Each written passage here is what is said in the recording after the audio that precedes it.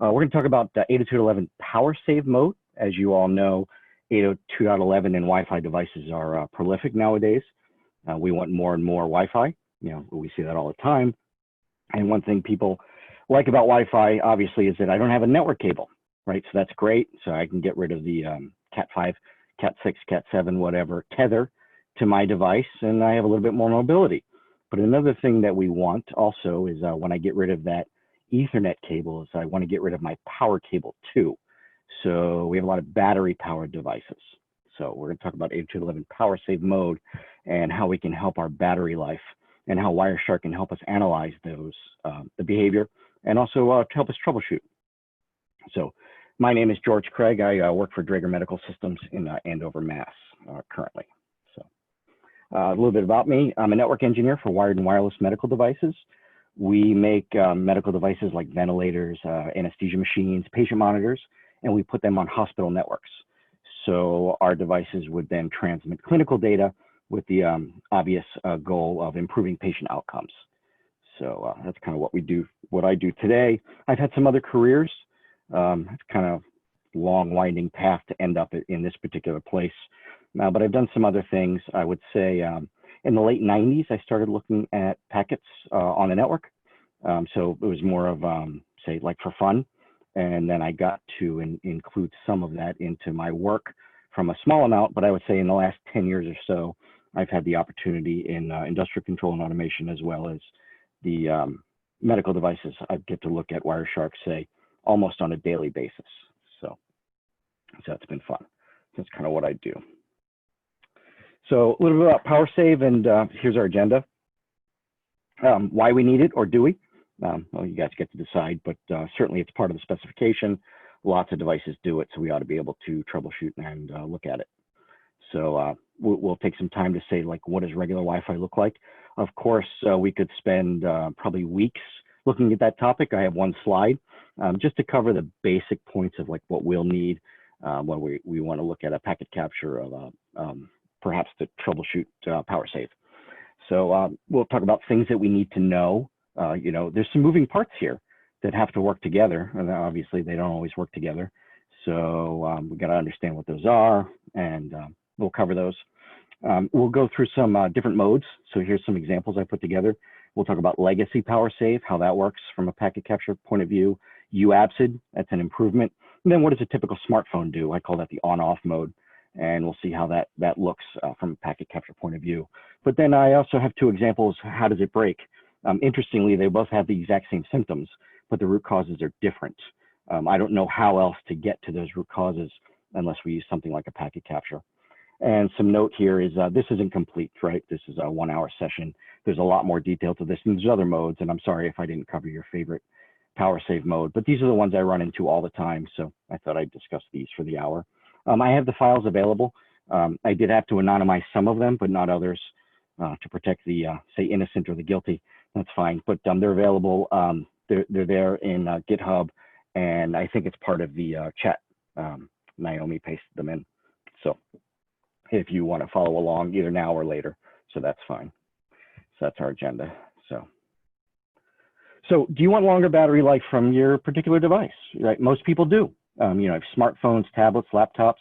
What about your new doorbell ringer or your temperature measurement system, right? Or your thermometer that you have in your house, your IoT devices. You want those to last longer. Your medical devices, you want those to last longer. Of course we do. So, well, most people do anyway, I would think so. So here's an example. So, you know, I tell the hardware team where I work, you know, I want to measure power for some devices. So they go off and they come back with a Fluke multimeter. I say, yeah, I have one of those. Thank you. Can we do a little better? You know, I want to trend this. I really want to look at it. I just don't want a number flashing in front of me up and down, right? So give me something better. So they go off and they come back, and I say, it's a machine that goes Bing, right? So they bring this machine, they put it in, they give me some software, and now I get to trend power. I get to see how my devices behave, or any device behaves, you know, under certain conditions. So the hypothesis that I work with is the network will consume a certain amount of power, and maybe the quality of the network will show based on, you know, how the power changes. So we use that. So here's a particular example of a device, doesn't matter which one, with Powersave on, it pulls 479 milliwatts, so about a half a watt. And then with Powersave off, it's over 1 watt. So that's a factor of 2. So is that important? Well, yeah, in a lot of cases it is. So what does that mean? Well, it means maybe I went from 12 to 24 hours of battery life. That's great. Or, maybe for a, given time span that I'm looking for, maybe the battery has to be half the size. Well, half the size is a good thing. Well, what does that mean? Well, it's half the price probably. The business loves that for sure. All of ours would. And it's also half the weight. So our customer likes that. So this is kind of, where we're headed with this. It can make a big improvement in, various things. So that's why we might want Powersave mode. So yeah, but of course, with everything, there's no free lunch, right? Well, there is free Wireshark. This conference was free, but there's still no free lunch with it, right? We take a lunch break, but we're kind of on our own. We're all around the world, but as you know, with everything, there's no free lunch. So what's the cost here for real? It's latency. Latency will increase, right? Communication profile has an impact, full disclosure, that's fine, but I'm looking at worst case. And so here's some examples, right? ICMP echo response, we all know what that is. That's ping, that's great. And from wired to wireless side, we can see some changes in how latency sets up. In the middle there, where it says no PS, no Powersave, the latency we can measure is about 10 milliseconds. So this is smoke ping, kind of subtly surprised me at how useful it was. Everybody knows ping, and then you graduate to F-ping and H-ping 3, great tools and all. But then I discovered smoke ping, and yeah, it's been quite nice. You just set up and just having latency and loss indicated in a graphical view, 24/7, 365 to your devices under all different kinds of scenarios and cases, or even just letting it sit and run and see what happens has been enlightening. So it's been a great tool. And what's one of the principal issues with Wi-Fi that we run into? It's packet loss and dealing with that packet loss that we have. And this gives me an indication of that, latency and packet loss at the same time on the same graph. So anyway, the no PS, no Powersave, about 10 milliseconds, a little less, that's great. But then as soon as I turn on Powersave, so look at the left there, that's UAPS, it's one of the modes we'll cover. Yeah, it goes up to 70 milliseconds. So that's a step change. Can your application handle it? I don't know, right? Every application has to decide what they can do and not do. Most can, but not all, but you have to make the decision for yourself as a designer. But yeah, you see that. And then off to the right, it's UAPS it again, but we have this DTIM. We'll talk about that and what it means, but that's a setting you can set in your Wi-Fi infrastructure, and that will control some of the behavior that happens. And obviously, 2 is longer latency than 1, but also you can infer correctly that you'll probably get better battery life out of 2 versus 1. So that's the trade-off. So, more Powersave, great, yeah, at the cost of more latency. So that's just the way it goes. So regular Wi-Fi. So with no Powersave in play, the AP and client are free to transmit frames at any time. Of course, there's plenty of 802.11 rules, right? So I'm not saying break the rules, but there's no, say, there's no waiting or time-based, holding off due to Powersave issues that we're going to talk about, or not issues, but behavior or design behavior. So, the access point's always on. It's on mains power. It doesn't do Powersave. It can transmit frames when it wants to or needs to per 802.11 rules. And so could a client. If a client is not in Powersave mode, it can just transmit whenever it's available, and 802.11 rules allow it to. So we have that. But we should talk about some of this basic Wi-Fi stuff. So we have an SSID. So when you go into Starbucks and you say, I want to connect to the free, the free insecure network that I'm going to get hacked on, that one, right? And you open up your iPhone, you check the settings page, and you look at that list of networks, right? Those are SSIDs. That's the network name. Typically at a high level view, that's mapped to a VLAN at the back end. So an SSID is basically a VLAN, not always, but typically that's the way it works. So that's linked to the VLAN, and then you would then associate to that. But in a simple case where you have one access point, that's fine, right? You have one SSID, it's being broadcast out of there, you connect to it, you know where your data is going, and that's fine. But that's not how enterprise deployments go. Enterprise deployments have many more than one access point. They don't have two, they have hundreds, and they have thousands. I've seen 10,000 access points, in a campus environment, a large campus environment. So they could all be broadcasting the same SSID. So how do I know as a client exactly which access point I am talking to? They all could support that SSID and therefore the VLAN, but how do I know which access point I want to be on? And that's called a BSSID, and it's a MAC address. So the top access point that the little graphic shows that he's connected to will have a BSSID. But if he connected to the bottom access point, he'd be on the same SSID with the same VLAN, but the BSSID would be different. And so what happens with Powersave, as soon as you get the first Powersave client on that BSSID, it can change the behavior for everyone else. That's why this is an important topic, to know what you're connected to and what you're not, and how things are affected. So some rules of our game that we have to play here. These are some requirements we're going to have, some things we're going to have to deal with. So the wireless clients will have to signal to the AP that they want to be in Powersave mode, that they're sleeping. Some call it doze state, as compared to the opposite, where you say, or you're awake, right? Or you're active. That's when you're can transmit frames at any time and receive frames at any time. But imagine when you're sleeping, you're in a doze state, you're not really able to receive frames. You're not transmitting anything, but you can't receive them either. So we need a mechanism, and there is one, where we're going to, as a client, tell the AP that, hey, I'm sleeping and you need to take action for me. So that's something we have to set up. There's also some traffic types we have to manage.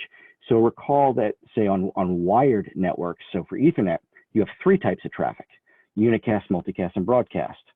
Here it's condensed to two. I have unicast and group, and that's fine. It's kind of how Wi-Fi does it. So group is basically multicast and broadcast together, and that's fine. But on wired, we want specific functionality out of the different traffic types. What is broadcast for? If you think of how broadcast is handled, it's special rules. Well, where do the rules come from? Convention, RFCs, and specifications. Say broadcast, I want to handle a specific way. What's the forwarding rule for broadcast traffic at layer 2? You hit a switch. By convention, we say, I want to forward that to all ports. And then what does the host stack do with that? Well, he sends it up, right? So that's a broadcast mechanism that we have that we want to maintain. So we have this group concept in unicast. But I will say some of the smarter Wi-Fi infrastructures will try to offload some of that broadcast mechanism and requirements on your behalf, say as a client. Say they will try to learn your IP. So what's the most common use of broadcast? Say at a minimum that you would need, and let's say that's ARP. If you want to talk to someone who's local to you on your same subnet, you need a little bit of ARP broadcast, that's fine. But the wireless controller access point might learn your IP, and he might proxy for you and answer ARPs on your behalf. And that way you actually see that broadcast on the network. So in a way to improve efficiency. But in some cases, we still need group traffic to go, but we have these two types to manage. And we need mechanisms to manage those two types. Also, we need clients will have to agree to wake up at certain intervals to collect at least group traffic. Basically the concept of group traffic, right, is like you send one and everyone sees it. And that's the idea. If we want to keep that concept, the access point is going to send one of this group traffic type, and that's it, which means that all the clients have to be awake at that particular point in time. So we need a mechanism so that all clients can be in sync and to get that group traffic. So we'll need a mechanism for that. The AP will only buffer so much for a sleeping client. That's kind of obvious, right? At some point, you'll run out of memory. I've never taken or tested that limit. I don't know what it is.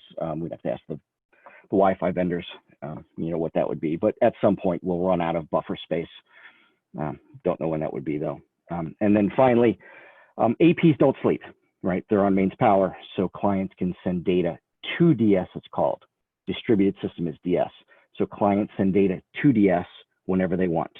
So a client can just wake up and send data whenever it's convenient for him. The AP is always available, of course, following 802.11 rules. The reverse direction traffic is the AP sends data to the client, and that's called from DS, from the distributed system. It's also good to know in most of the Wi-Fi infrastructures that we use, clients don't directly talk to each other. You would always talk to the AP, and then the AP would forward the traffic. So for instance, if you wanted to ping another wireless client and it's allowed, you'd see 2 frames if you were doing a packet capture. You'd see the ping request going to the AP, and then the ping request leaving the AP, then going to the other client. And you'd see 2 on the reply. That's kind of how that works. So some other things we need: OTA capture capability. This is the hard one, right? So OTA, over the air, also known as, some would call it, say, monitor mode. Some call it Wi-Fi capture, 802.11 capture, whatever. I think Mike Kershaw from the Kismet guy had a discussion yesterday on some of this topic. He's got some nice tools that help with this, but having this capture capability is important in troubleshooting these topics, because we need to have a look at control and management frames to see how Powersave is working. Just looking at data frames isn't enough. If you just look at data frames, you're just going to say the data's not here. Well, yeah, we know that. I didn't get a ping reply. So yeah, so Wireshark just says, yeah, the ping wasn't there. We need to go deeper to the next level. So we need to look at control and management, and we really do need healthy OTA capture capability. This can be hard, sometimes impossible, especially for new technology. Picking up traffic, OTA for 11AX is quite difficult nowadays because it's new. There are some things you can do, but sometimes you need hardware and you just might not have it, right? So we do the best we can. That's all I can say. If it's 802.11n or older or AC, we're in pretty good shape. We can get capture. So we're lucky. But I'll tell you, most of the managed infrastructure vendors, the high-end ones, without naming names, they all provide some level of this capability. So in some ways good, and I'll take that if that's all I have available to me. But there's a general concept here that even if you're new to these, packet capture or the SharkFest, you've heard from others, you really want to avoid the use of the system under review to collect your diagnostic data. So just same thing if you're trying to troubleshoot TCP, grabbing it on the end hosts. You take that if you have to, but if you can put a tap in and see what's really on the wire from an independent view, that's almost always better. And it's the same thing here. The access point's, in line with the traffic, and then he's telling me his point of view, for better or worse. Well, what if I think he's the one causing the problem? Again, it's not always best. So I'd rather have a third party take the Wi-Fi capture if at all possible. So there's that general rule. And I'll also tell you, be wary, because I've seen issues with infrastructure packet capture. Every one I've run across, I don't use it often, but the half a dozen or so that I've come across to do, there's always something with it that's causing me issues. Like, for instance, the control traffic we need, and we'll talk about here for Powersave, isn't passed up. Well, okay, then I can't troubleshoot these Powersave issues if it's not passed up. Another one, wouldn't pass, or he wouldn't send up his own beacons. You can see beacons that he received from, the Wi-Fi space around him, but you wouldn't see his beacons. Well, as we'll discuss with Powersave, beacons are very important in the Powersave mechanism. So if I can't see my own beacons, I can't troubleshoot my own Powersave problems from that way. And then there's other issues like that. So anyway, be wary of that. So great feature, nice to have, but an independent third-party view of OTA capture is really critical to get much mileage out of this. So some things we need. We need an association ID for each client. All right, so this is provided by the AP in the association response frame during the authentication association process. So I will get that AID. So for every client on the BSS ID, you're going to be assigned this ID, this number. So great, starting at 1, it doesn't matter. Typically it starts at 1, and you get it, and then we're going to need it. If typically under the hood, you'd never deal with it, you wouldn't know, but it's there, and you especially need it if you're doing Powersave. If you don't do Powersave, I'm actually not sure where it is used otherwise. It's probably used under the hood to manage some things, but I've got a packet capture here. We'll take a look at it. So I've got this one filtered. This should look somewhat familiar to us, right? Some probing, authentication, open, request reply, association request response, and then a 4-way handshake. Anybody who's done any wireless work with OTA captures would recognize this as WPA2 personal. So with a PSK, which most of us run at home, Most businesses would do enterprise, so it would look a little bit different, but this is what we have. But in the association response coming from the access point, if I open him up and I looked at the fixed parameters, I can see my association ID. I get a status code. So if it failed, I might want to look there for the status code of why it failed. It might give me a clue, but this was successful, and I get an association ID, and this guy is 1, so that's fine. Could be 1, 2, whatever. Some questions come up. Well, what happens if you disconnect for some reason and come back in? Do you get the same number? Sometimes. Do you get a different number? Sometimes. Depends on the infrastructure, depends on what's going on. And so I'll say for my particular use cases in a hospital, you know, we have mobile devices that go around with patients as they're wheeled around. And let's say they're going from their room down to a test and they have to ride in the elevator. They might get in the elevator and their wireless device might disconnect. And so they come back on. Do they keep the same association ID? Not always sure. So you can get it here off the capture, but what if you miss it? Actually, a nicer place to get it, if you can, is off the Wi-Fi infrastructure. Maybe you can log into the AP or the controller, or you can get the admin to do it for you, and they can run their show command, you know, show client summary, whatever, and it might have a table of all the clients with the association ID. So that's a good place to get it from. But here it is, if you had to get it from an independent third-party view. So it's good to know. So good to know. We'll need that. So move that out of the way. Sorry, maybe that's better. Yep. So beacons. So another thing we need. Beacons are produced by the access point for each BSS ID. This is typical. So every about 100 milliseconds. So it's actually 102.4 per specification. But what's a couple of milliseconds among friends, right? So we say 100 milliseconds, the beacons come out. So that's how when you're at Starbucks and you're looking for that insecure network to connect to, right, and you're scrolling through the networks that are available, that's how you see the SSID. You can also get it by probing, but all the beacons are there. And typically they will be advertising the network, and that's the SSID name. And you'll see it and it'll show up, and it comes out every 100 milliseconds. But this contains some things for us that we're going to need. Okay, so sorry about that. So it's got some things we're going to need. One of them is the TIM map. So what's in a beacon is a series of information elements, just giving details of the network. That's actually a treasure trove of information if you want to see what's going on and you can interpret it correctly. It's really good stuff. So we have a TIM map, and that's what we're going to use for our Powersave. So remember, we had 2 types of traffic we had to deal with. So I need 2 mechanisms. So I had unicast and group traffic, right, to be able to deliver to clients. So let's talk about group traffic for a minute. So in the TIM map, and there it is at the bottom, and we'll open Wireshark in a minute and see it, you know, in situ, but I did copy it out. The DTIM period is 1. So every DTIM period, group traffic is sent. So you interpret that to be that all clients would be awake for this event. So a DTIM period of 1 means that every beacon period, every 100 milliseconds, we expect the clients to wake up, because group traffic would be sent if there is any. If there isn't any, well, then there isn't any. And the client didn't want to do anything, he can just go back to sleep. But he would have timed his wake up cycle to be in sequence with the beacons, and they're coming out periodically, so they can adjust their timing slightly to stay on track. And yeah, they would wake up to get group traffic. So every DTIM period, group traffic is sent, so all clients wake up. So the other part to this is the partial virtual bitmap. This is how we deliver unicast traffic.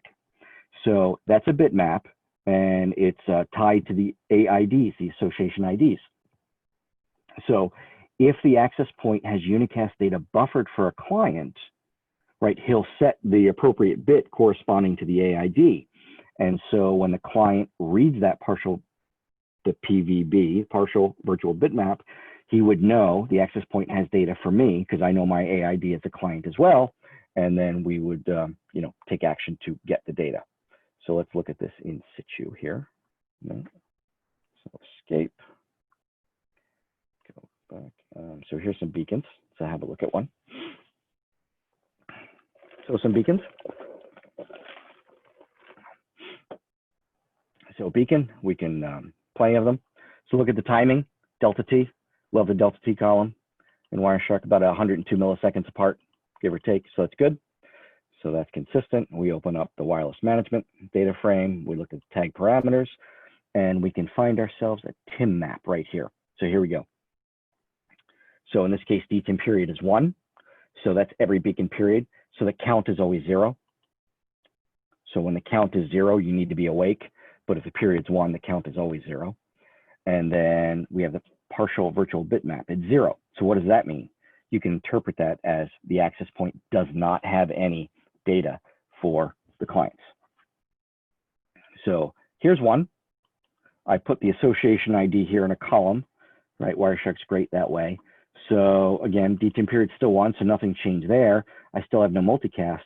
But in this case, the partial virtual bitmap is set for association ID 2, so that there is data buffered for that device on the AP. And then the client should come through, see that, and then take action to get delivery. So that's how that's going to work. So we're going to talk about some of those mechanisms here. So we did beacon. Yeah.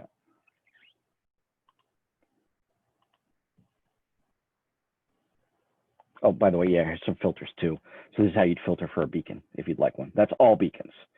Typically, you might want just your BSS ID, so you could add that, and there'll be an example of that later. But type subtype for a beacon is 0x08. That's a common filter that I would use.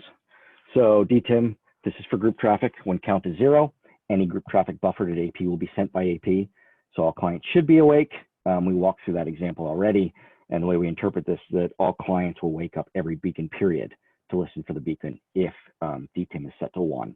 It's very common to set that to 1. And again, that is usually adjustable at the Wi-Fi infrastructure level. I run across some systems every once in a while where you can't change that. In that case, it's typically set at 1, but most allow you to adjust that one way or another. And I like 1 to optimize my latency, but it's totally dependent on your application of what you want it to be.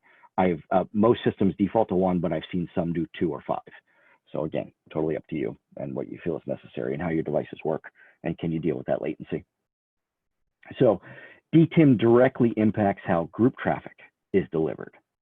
But as a side effect, it does impact how unicast traffic is delivered as well. Because by agreement, the clients are supposed to be awake at the DTIM period to get group traffic if there is any, right? Because that's sent once. There's no retry for that, certainly at the network level. Application layer, you could have something, but usually we don't for that type of broadcast traffic. So it directly impacts group traffic. But while you're awake, why don't you go ahead and look for your TIM map? So you're awake already for DTIM, for group. We'll go ahead and look at the partial virtual bitmap in there and look for you. So if there's any data for you, you can then take action to get unicast data delivered. So the DTIM actually impacts both multicast group, which is broadcast and multicast, as well as unicast traffic at the same time. So it impacts both.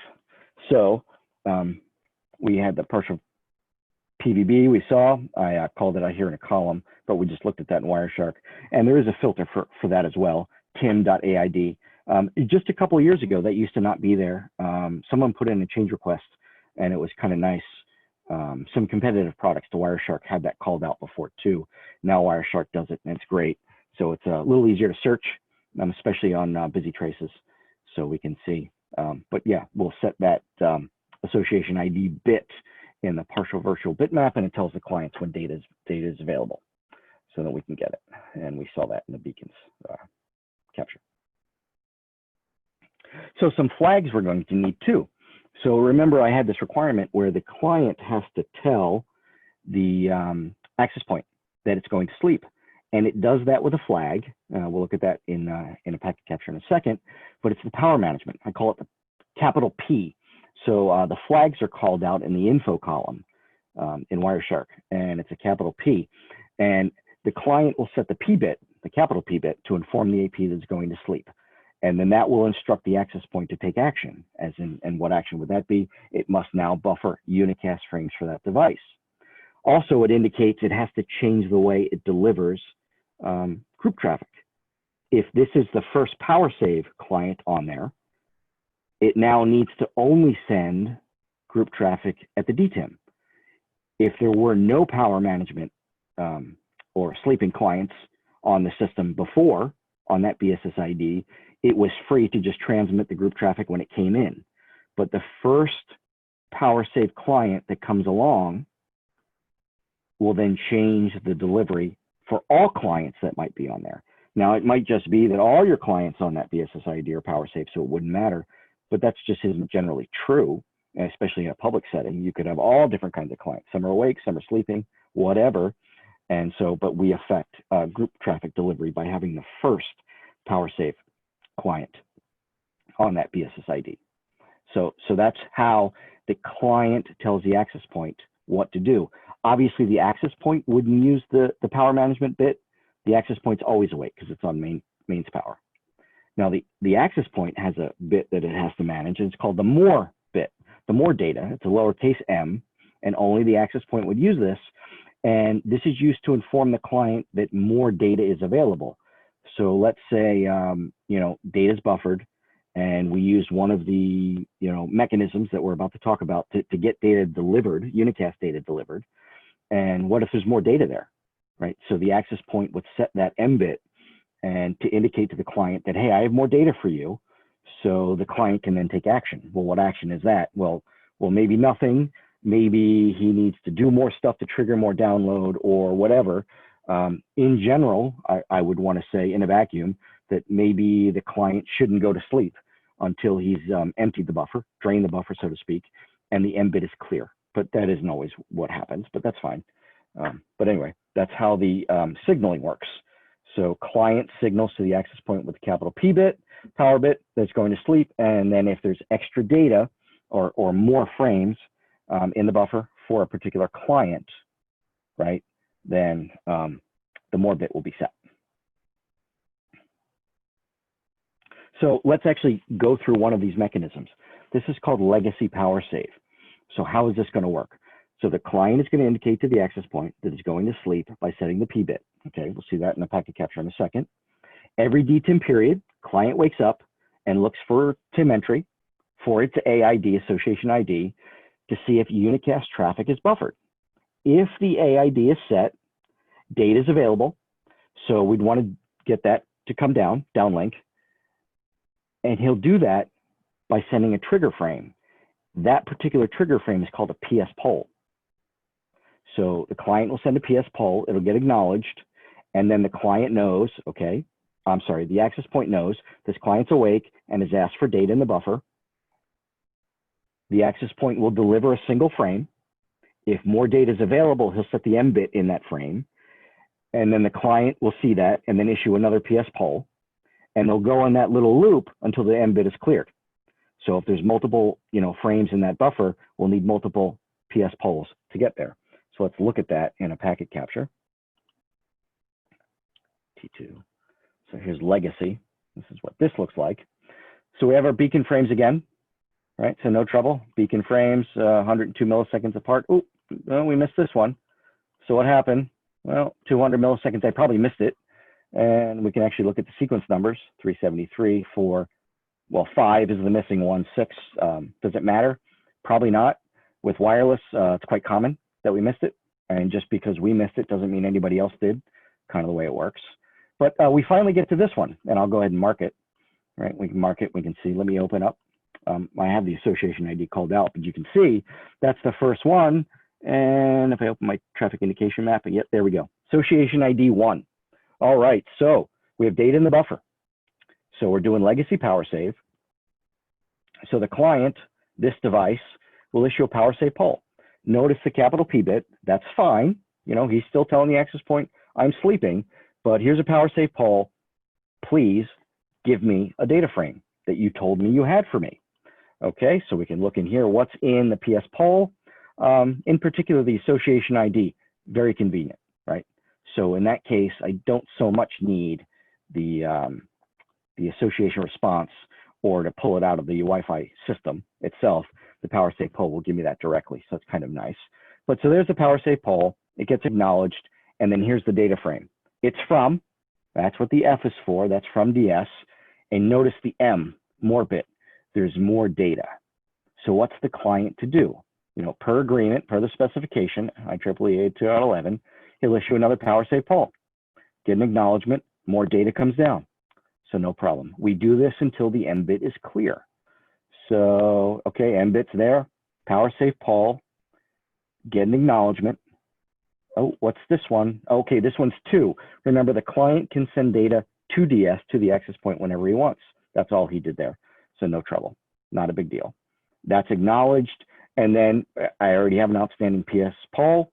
So here's a downlink frame, and then we just go back and forth here until data is clear. And I'm probably doing a ping, and you see from and to with M bits. So that's kind of how that works. It's kind of the agreement. But I wanted to show, I think I left the beacon ones open. So let's look at this one. This is the first one we looked at. Yeah, this is Ubiquity. Yeah, so a different system. It's a TV. I have my oldest child's in college, but he's home now due to COVID. So he's taking his junior year from home while the college campus is closed. So we bought him a TV. So he's got a TV. And of course, the TV wants to be on the networks now, right? First thing you do when you plug in a TV is it downloads firmware updates. Right? I guess I'm dating myself. We didn't have that when I was younger, right? We do that on a new TV. So here's this one. So here's the no association ID. We finally get one. So here's the Vizio TV, issues the PowerSave poll. So clue, what kind of PowerSave mechanism is he using? Well, he's legacy. We can tell because it's PowerSave poll. Acknowledge. And then here's the answer from the access point. QoS null. Interesting, right? You just told me you had a data frame for me, and then you give me a null frame. Null is just a signaling frame. It's nothing. It's just signaling. He's basically the access point saying, yes, I see your PS poll, but I have nothing for you. And I would argue you just told me you had something for me. So for those who play basketball, this is the equivalent, in my point of view, as the access point head fake. He's faking us out here. So don't know what's going on here. Never going to get an answer from Ubiquity either. So good luck on the forum with that one for those who like those products. So, okay, so that's legacy, right? So pretty straightforward. It is simple. Yeah, pros, simple, right? We know what to do. You set the TIM map entry set for me with my AID, and then I issue PS polls until the M bit's clear, and then I go back to sleep. So no trouble. But what are some of the cons here, right? I need to issue a PS poll for every frame downloaded. Not that efficient, right? Everything's kind of predicated on those PS polls going out. It just makes the network busier. So is it really needed? But in general, too, we have latency here, right? Latency can be up to the DTIM period just for PowerSave. The end host could have their own latency, and there can be other latency in the network, right? But just for DTIM produces latency. And just waiting for PS polls to go can make it untenable depending on the application. So just to note, this often affects wireless clients and server contexts more. Your smartphone, when you're surfing the web, you're the client and not the server. So you might wake up, send the data out and wait for it to come back. So we just see when the wireless client is a server context, you might suffer from latency a little bit more. So, and also remember the PowerSave client can transmit data at any time.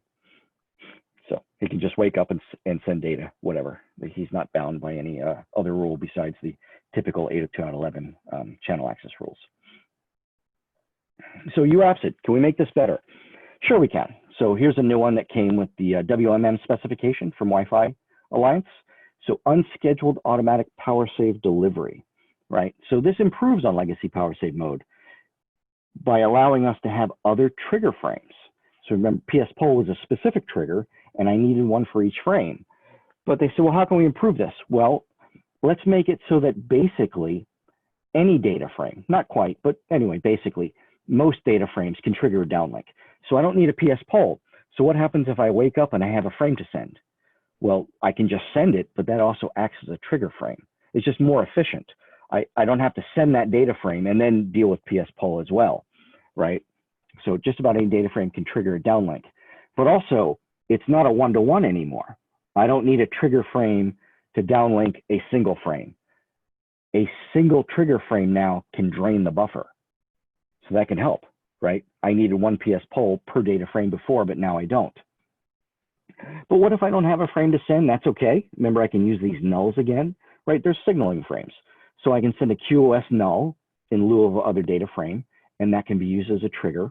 If no downlink data is available, the AP will send a QoS null. We saw that before with legacy, whatever. The AP said data was there, but just didn't give me anything. Okay. I still use the P bit, the capital P bit for power management bit to signal client is going to sleep. And QoS is also supported here. I'm not really discussing that, but you can do more advanced stuff with QoS. So let's look at T3 packet capture, and then we'll talk about how this mechanism works, and we'll talk about how you negotiate it or advertise that you support it. So here we go, beacons again, and finally get an association ID. Here it is with one. So you imagine every beacon comes out. What's the DTIM period? We'll check. DTIM period for me is almost always 1 if I set up the network for other reasons, or unless there's another reason not to. Yep, DTIM's 1. So clients waking up every beacon period, there's nothing to do because the association ID TIM map is clear, that bitmap. So we just go back to sleep. But finally we get one. I'll mark him. Okay, so it's time to execute our UAPSID mechanism fully. My AID shows, and I will issue a QoS null function in this case to trigger. So I don't have anything to send, that's fine, but I noticed that data was available for me. So it took about 1.25 milliseconds after the beacon came out to get access to the network and issue the trigger frame that gets acknowledged, and then look what happens. Here we go, 1, 2, 3, 4. More bits set, which means there's still data in the buffer. They're not duplicates, right? The sequence numbers are different, 1533, 34, 35, etc., right? They're all from, so he's starting to drain the buffer. And we get a block ACK. Oh, so this is nice and efficient now. So I send one trigger frame, and then I got block ACKs besides. Yeah, so this is significantly more efficient than the legacy mode was. We've got nice data rates. I know this particular client is a one spatial stream short card interval, 20 megahertz. So 802.11n, so it's 72.2 megabit per second data rate. So we got full data rate, so it's nice. But there's lots of data in the buffer, as you can see. I probably did a flood ping. That's what I'm guessing. And so I got the capture just at the right time. Where there was none, I start the flood ping, and then here they come. And there's just lots of data coming down. But as you can see, I don't need a PS poll for every one of these. This is much more efficient as we go, as are the block ACKs. So that helps too. So this is kind of how it works in action. I didn't have a frame to send. Remember, if I had a frame to send as a client, I could have used that here, like QoS data going out. That would have been enough to trigger downlink as well. But here I didn't have one, so I used QoS null. It's kind of the equivalent of the PS poll for legacy. So we have that mechanism. So let's look at this other one. So that's in use, but how do they announce support for UAPSID? What I found on systems, it's kind of like it's a priority. So if UAPSID is supported by the client and the access point, it'll be used. If one of them doesn't support it, then they drop the legacy. So there's a number of frames where the access point will advertise that he supports it. One place is in the beacon frame, so we'll look at that. This is how the access point is going to advertise support for that field or for that functionality. So I want the WMM parameter element. So here we go. I open him up, WME, QoS, and UAPSID enabled, right? So there we go. That's how the access point, well, in one of the frames, there's a couple other different ones as well. He'll advertise support for UAPSID there. So that's from the infrastructure side. How does the client advertise support? That's in the association request. If let me close this and then open and tag parameters, it's information elements again. Here's the WMM one. So here we go, QoS info, right here. This is how you can engineer QoS in the solution. But in my case, I have it set that all traffic is treated the same. So all of the access classes all have a 1. So that means UAPSID's enabled for all traffic classes. You can mix it. You can have some that are done by UAPSID and some are done by legacy. But typically, for our use case that I have to deal with at the office, we would have all the same. So that's how he advertises support. And then if both sides agree, then it's in use. and that's how they advertise what's going on.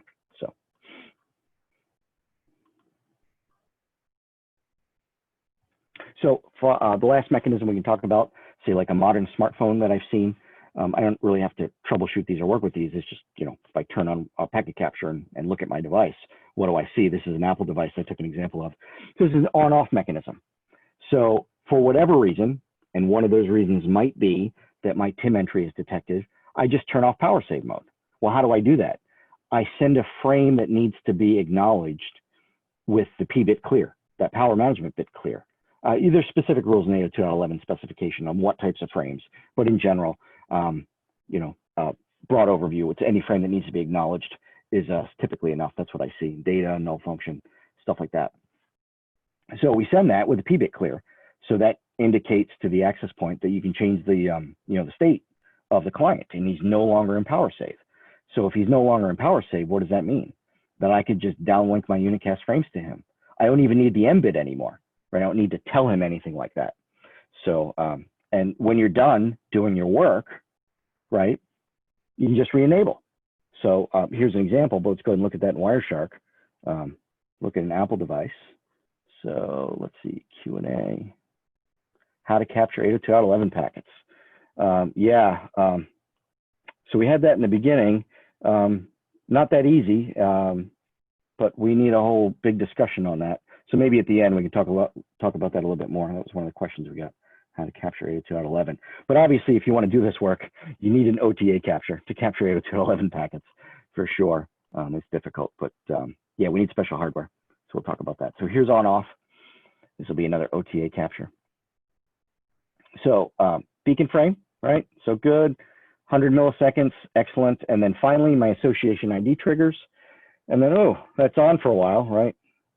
But where's my client, right? Where's my, oh, there's the client. Why did the client take that long? I'll mark, actually, I'll have Wireshark tell me. Set time reference.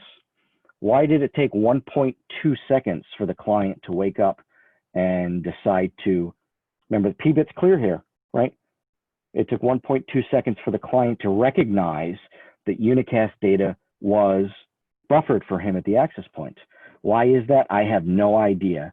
We'd have to ask Apple. No clue. Wouldn't even know who to ask over at Apple, but if we ask them, maybe they could tell us how their system's working, and that's fine. But anyway, I guess this is probably one of my kids' cell phones, and they weren't complaining about throughput or anything else.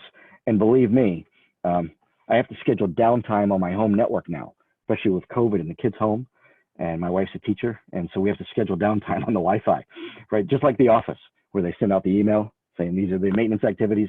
Well, we have that in the Cragg household as well. Yeah, so if they had a Wi-Fi problem, I'm the first to hear about it. Yeah, so anyway, they're not complaining, so I'm not going to chase that issue. But here we go. I turn off, right, the P-bit, so I go active, and then I get a data frame. I don't need the M bit, and here's another data frame from the AP. That's fine. No M bit. He can just send them to me because I turned off Powersave. I'm not in that mode anymore. And then finally, when I'm all done my work, here's a null function, and I turn Powersave back on. So now the access point knows that he's got to buffer for me. He didn't have to while I had it off, but he has to again. So those are kind of like the three mechanisms that we would have. So three mechanisms. All right, so how does it break? And it does break. It breaks spectacularly sometimes too. So there's a forum, I don't remember which one, I don't know, MikroTik, Ubiquiti, AeroHive, Cisco, I don't know. Download speed was bad, but upload speed was great. So asymmetric throughput. So if you think about upload, that's like almost totally client dependent. The client can just be awake if he wants to and transmit frames without a problem. But download's a little bit different. Download, we have this lot of moving parts, right, to get data out of the AP, especially when Powersave. So that's a clue. It's something I clue in on when I see asymmetric speeds like that. I think Powersave, especially if it's a cell phone or you know, like a laptop or a tablet, something like that that's battery powered. I think Powersave mode. Also, excessive latency, or even more of a clue is variation in latency. Sometimes it works fast and sometimes it doesn't, right? So that would give me a clue. Poor battery life's another one that could give me a clue how it could break. But so I look at problems like this with three components, right? So root cause is an onion, there's layers. So I say layer 0. What's my first cut root cause? Is it client, AP, or environment? Everything's into 3 bins, that's where I start.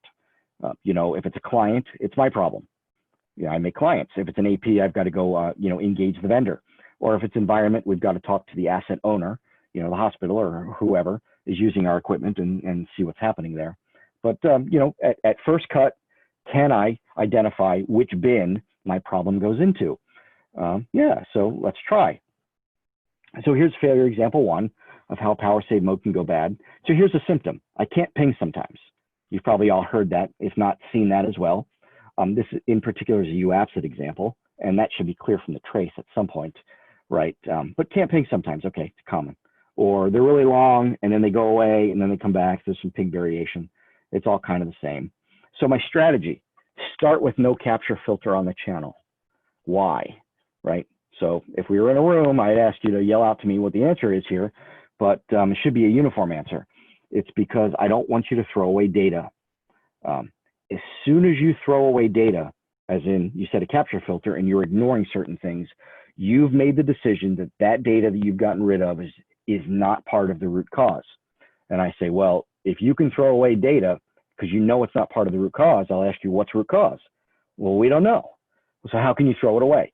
So I do not like capture filters. And I tell my users at the office that please do not run a capture filter. Allow me to filter the data completely to see if we can, identify some things. Once you know root cause, I'm much more comfortable with a capture filter, but until we have root cause, please do not use a capture filter for this. We also get large amounts of data, just something we have to deal with. But so if we think it's Powersave mode, I need to see my client data.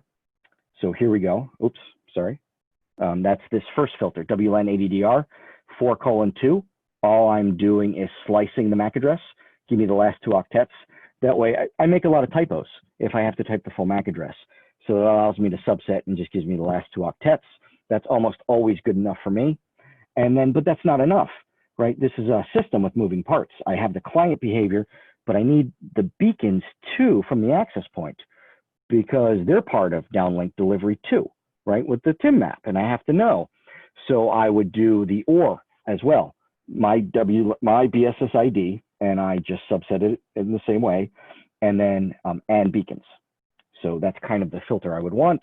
And there's 2 other types of filters I show. If you want to find the AID for a client from the Wireshark capture, from the association response, but of course you can get that from the access point of the infrastructure too. Or if you want to show the specific AID as well, sometimes I need that, but usually it's number 1. ID number 1 is the filter I would use. So let's look at T6 and let's see what he did. That's how he's rolling. All right, so I already know my association response. So, nope, sorry, no, 802.11. I want 0B, that's me. That's my AID. So when I look at AID, here we go, 0B. Here's a beacon frame with my bit set. So the access point is telling me he has data for me. So I issue a QoS null as a client. That's a trigger frame. And when I look at that one, what's that? Oh, that one's 2. So that's not from. The access point didn't give me any data. He took that for me and acknowledged it. Okay. I get another beacon. My AID is set again. So the access point's telling me data's for me. So in this case, I don't do a QoS null. I just do a data frame. That's enough as a trigger, right? And then here's another one. Oh, and here's a beacon frame. I have data for you. So I issue a QoS null. Here's a trigger frame. Where is the data? We should see the problem here. The 0B is in every TIM map, yet I'm not getting any data coming out of the access point. That's a clue. So of my bins here, right? Recall I have 3 bins. Is that the client is the access point of the environment? I see no evidence of an environmental issue. So is it a client issue? Well, AP issue? Well, what's the AP role? Indicate buffered data. Then the client role is to acknowledge the buffered data, to see it and trigger the download. And the AP role is to deliver. So the AP indicated data was buffered. The client obviously acknowledged it and triggered it, yet it was not delivered. So in this case, the actor not playing their part in the movie is the access point. So what do? Loud sigh. Well, we have to call support for the access point for the Wi-Fi infrastructure and see what we can do. Not sure what the problem would be. So anyway, that's what we would do. We would call support for the access point. There's nothing I can do. I make clients. I'm responsible for those. The access point isn't meeting his expectations, and my connectivity is compromised because of that. So here's the next one. Same symptom. Can't ping sometimes. Another UAPSID example, right? Same capture strategy. Give me everything, and then let me filter it, right? And the filters I've got, WLAN ADDR. So this does the TIM map or the TIM AID value, or you could just do beacons, right? So let's look at T7 capture filter. Not capture filter, sorry. Capture file. So here we go. So beacon frame, we were 0x0D. Data's available. Okay. So we send data to, that's fine. Oh, we got data from. So this one, I'll mark it acted as a trigger frame. Here's a from frame, number 6. So great. Okay, all set. We finish our work. That's fine. I'm still in Powersave mode. Here's a null function with p-bit set. I'm still in Powersave mode. I never left. So here's a beacon frame with my association ID, 0D, 0D. Oops.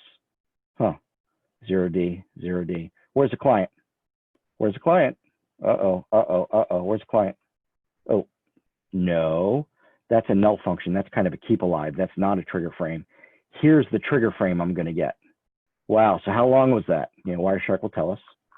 So set time reference. So I went, 7, 8. Yeah, I'm looking at this column. 10. I went 10.6 seconds before I recognized as a client that data was waiting for me. Well, why is that? That's a problem. This is how it breaks. This is what we see. So in this case, right, I'm going to finish up here. First layer of root cause, client AP environment. AP role indicate buffered data. Well, he did. Client role is to trigger it. Client never triggered. So in this case, we have the client is a problem. That's the actor in the movie that's not playing their role. And so what do? Well, we have to look at the client. In this case, I make that client. So that's troubleshooting that I would have to do on our products to figure out why we're missing those beacons, why we're not aligned, why we're ignoring them, or whatever, to figure out the root cause. So anyway, those are just 2 failure examples, and there's some others. Beacon loss, I see in large installations. For whatever reason, the AP does not transmit beacons for a period of time. Could be 30 seconds. Think it's interference related, or for whatever reason, the client doesn't see them, right? And so that's actually catastrophic for legacy Powersave. He needs those beacons with the TIM map to trigger download. It can be bad for UAPSID, but it's not necessarily as bad because if the client is sending regular data, that can be enough to trigger the downlink, even if the client doesn't see the TIM entry. So the TIM map entry for himself, right? But whereas for the legacy, he needs to see that to issue the PS polls. So anyway, can be catastrophic. And catastrophic is, just no data flows and customers. It's a big dissatisfier, obviously, when your network isn't communicating. There's also implementation issues we've run into quite a bit. Misuse of the M-bit. They don't use it, right? So there could be 10 frames in the buffer. They don't use the M-bit. So what's the client going to do, right? Okay, so he'll see the beacon. He'll issue the PS poll or the trigger frame. One data might, if he's in legacy Powersave, one data frame comes down, but the other 9 are still sitting in there. So that's, and it's just kind of difficult to get anywhere from that standpoint. So anyway, summary, Powersave mode can save significant amounts of power. We saw that. It can be nice. It can save money. It can save weight. No free lunch though. Different mechanisms can be used to optimize trade-offs such as latency. You can tune your DTIM. You can even tune your beacon interval. I never do, but I've seen people do it. And there are plenty of failure modes, many with the same symptoms. But by the way, a packet capture here is the only way I know of really to get to the next layer. I've never seen a log file to go in this level of detail to tell me that, oh, you know, it's who the bad actor was in a Powersave mechanism fault.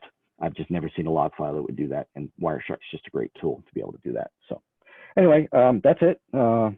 Please fill out the survey. Thank you for joining us. It is 9:15 on the dot, so I think we are done. We had one question. Yeah, so we have time. Yeah, so how to capture 802.11 packets? Well, so you need special hardware, right, at the end of the day. Let me go back to that slide, right, in the beginning. So we need an OTA capture, and you have to be set up for it. Powersave, no, some things we need, OTA capture. Yeah, so here we are. So how to capture 802.11 packets. Yeah, so you might need hardware. MacBook is very nice at doing that, even though it's not perfect. Linux is great, but can be tricky. Maybe next SharkFest, maybe I'll do one of the sessions on how to capture on a system. But Mike Kershaw had some good notes yesterday on his session on how to capture and what his system can do to grab packet captures. But that's about all I can say at this point. It just isn't easy. NPCap was supposed to, which gets installed with Wireshark to allow you to capture packets. That's supposed to do Wi-Fi, but I got to tell you, it really doesn't work for me. Never really has. I mean, have I gotten 802.11 packets out of NPCap, you know, over the past couple of years? Every once in a while, yeah, I've gotten a couple of packets, but then there's always something. I can't change channels. I can't do this, or I can't, it'll only do 2.4. It wouldn't do 5. It just isn't effective. So, you know, it'd be great if they could get that working. But for right now, you've got to use other systems like, you know, Macs or Linux or something. So another question. Could power saving mode mitigate denial of service attacks in, say, medical devices? Yes. So in fact, yes. So some of the testing I have to do is packet storming. And we run into trouble with this, in fact, with Powersave mode, because while you're asleep, right, while the client's asleep and traffic's coming in, right, it doesn't matter, right? You're just gonna, you're not hearing it. It doesn't matter. You won't see it, so it won't happen. So that helps, right, with packet loading. But when you do wake up and there is data there, all of a sudden it can be a problem. We've also seen variations in access points that, you know, I'll say don't meet the specification. So I would argue that as soon as you have a Powersave client, you're supposed to buffer group traffic and send it to DTIM. And so that kind of limits the amount of group traffic that can come out of an access point. But we've seen some chipsets, AC Wave 2 ones, I won't say the vendor, that actually kind of ignore that and just dump the group traffic no matter what onto the network. So we've seen that as well. So yeah, so in some cases it can help. So what traffic generator do you recommend for Wi-Fi or Ethernet? So yeah, so we generate traffic all the time at the office in the lab. I manage a lab, so I do all the time. So I have a number of tools. At the high end, I use an Ixia traffic generator. So that gives me full line rate gigabit. That's what we paid for, so that's what we have for those devices. And then I'll bridge that over to Wi-Fi. I'll use particular types of traffic that I need to get them across. And I'll use particular access points actually, based on like what I just described about the behavior that they'll do to, will they bridge all the traffic, just some of it is a limitation. Some of the higher end Wi-Fi systems actually will limit the amount of broadcast that goes across. So if you try injecting, say, you know, ARP broadcast, they won't pass it, right? So if you're trying to use that for a test, it won't go. So you need an OTA capture like every time to understand your system to go. For lower quantities of traffic to go, I might use like a MikroTik. That's Linux based, and they will generate, they have a traffic generator tool, which is kind of awesome. You know, generate multicast, unicast, and broadcast, turn it on, and then away it goes. We'll inject there. That's for data. If I need to inject controller management traffic, it gets a lot trickier to do. There's a bunch of Linux-based tools to do that, but it's so painful. Building the frames from scratch, you know, getting the format they need, doing the injection. The AirCrack NG suite has some injection tools. I think the AirPCAP NX, you know, obviously I can't do highly modulated frames, but they'll send some data as well, so they can do that. So that's what I use for traffic injection. works pretty well. How much time would you typically spend to analyze the PCAP traffic file on a daily basis? So somewhat depends. Depends on the problems at hand. So I'm in the R&D group. I'm in a software team. We've got about 100 software developers in our particular group in our building.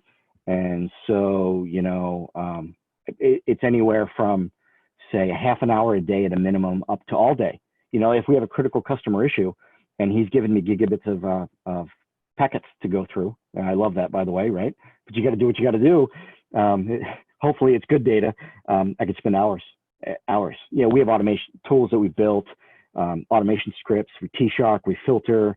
You know, it's really nice if I can replicate in my lab, right? Because I'm not fully instrumented up in the lab.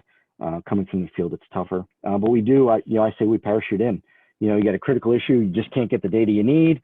Customer's very unhappy. You know, we say we parachute in. You know, take your tools, go on site, do what you can do. So anything else?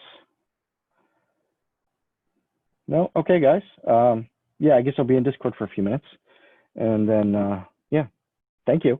Yeah, have a good one. Thanks for joining SharkFest this year.